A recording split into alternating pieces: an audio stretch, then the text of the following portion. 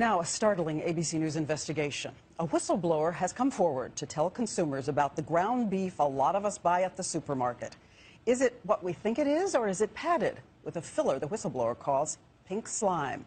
ABC's senior national correspondent Jim Avila set out to get answers.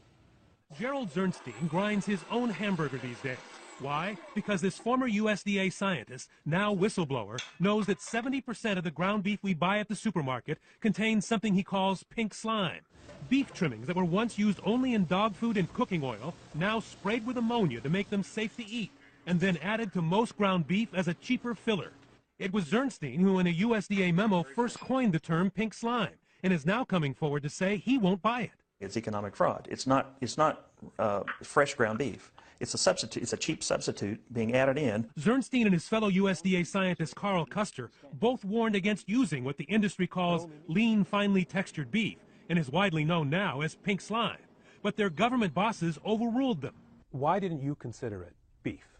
Because it was a salvage product. Leftovers? Fat that had been heated at low temperature and the excess fat spun out. Here's how it's done. Those waste trimmings are gathered, simmered at low heat to make it easier to separate fat from muscle, put in a centrifuge and spun to finish the separation. Next, the mixture is sent through pipes where it's sprayed with ammonia gas to kill bacteria, and finally compressed into bricks and flash frozen for shipment to meat packers and grocery stores where it's added to most ground beef.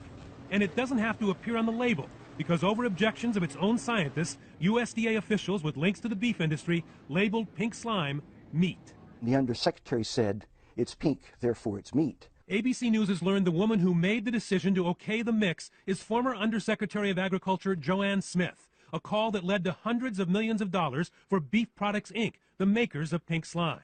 When Smith stepped down from USDA, BPI's principal supplier appointed her to the board of directors, where she made at least $1.2 million over 17 years. She did not return our calls for comment.